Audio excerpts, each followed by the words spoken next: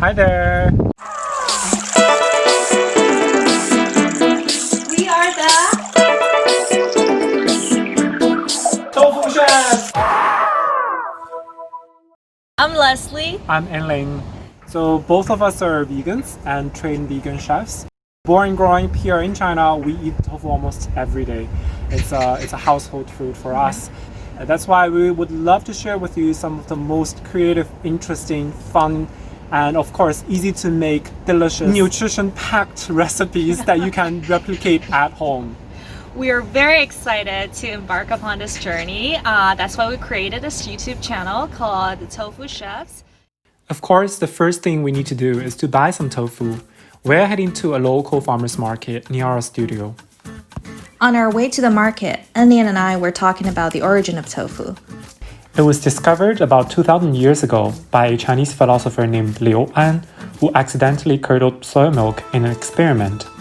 Known as tofu in Chinese, which literally means bean curd or bean ferment, it was introduced into Japan in the 8th century and was transliterated as tofu, hence the English name tofu.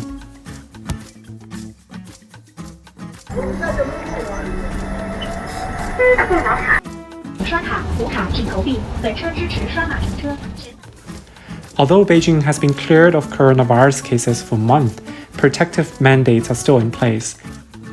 As you can see, most people are still wearing face masks. This market is a local farmers market frequented by residents nearby. Chinese prefer to buy fresh produce, so it is pretty common to do grocery shopping almost every day. And that's also why fridges in Chinese households are normally smaller. Since all tofu products sold in this little stall are freshly made every day, the stall owner has put up a note here asking customers to consume tofu immediately or within one day. 我可以拿半根吗？那就拿一根吧。拿一根吧。好。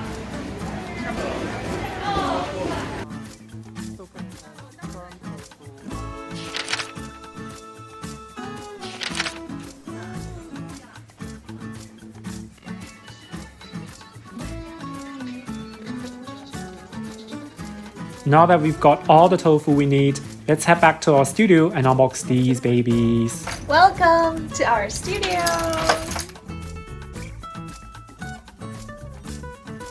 Ta-da! Here's a family shot of all the tofu we just bought. On the left-hand side, we've got a variety of soy byproducts.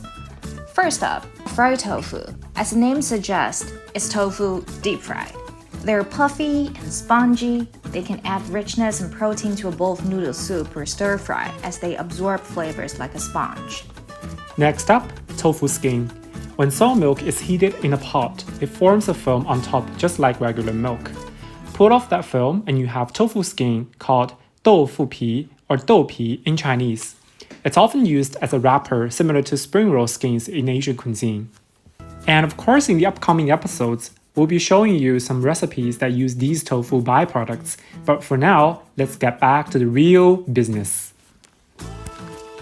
Here on the right-hand side, we have tender tofu, medium tofu, and firm tofu. We also have tofu specifically for cold dishes, for stewing and braising, and frozen tofu. Don't get confused, I know it's a lot going on here. They're just fancy names for essentially two types of tofu, soft and firm tofu. Many of you who've cooked tofu before may already know the firmness of tofu is rated from 1 to 5, with 5 being the firmest that's shown on the package. By varying the richness of soy milk, coagulation method, and pressure used to weight the curds, a tofu maker regulates how much whey water is left in tofu. The amount of residual weight determines tofu texture and density. In general, the firmer the tofu, the harder the texture, and the more protein it contains by weight. Soft tofu, or silken tofu as the name suggests, has a smooth mouthfeel. There are two variations that fall under the big umbrella of soft tofu. One is coagulated using glucolactone. As you can see here, this piece of lactone tofu is probably the most tender pudding-like that you can get in the market. It is made from pasteurized soy milk under high pressure and thus has a longer shelf life. The other type of soft tofu uses calcium sulfate, aka gypsum, as the coagulant. No curds are visible here. Because of its translucent color, tender texture, and rich water content, it is suitable for cold dish, soup, steaming, or tofu-based dessert. It might break easily if stir-fried or stewed. Next, we have medium tofu, or in Chinese, 韧豆腐, which translates into resilient tofu. It has a texture in between soft and firm tofu and is quite resilient when cooked, of course. It's the most versatile tofu there is. You can basically sub resilient tofu for any other tofu on the recipe. Firm tofu is the most familiar type of tofu that's known to many. A lot of recipes use firm tofu as the ingredient.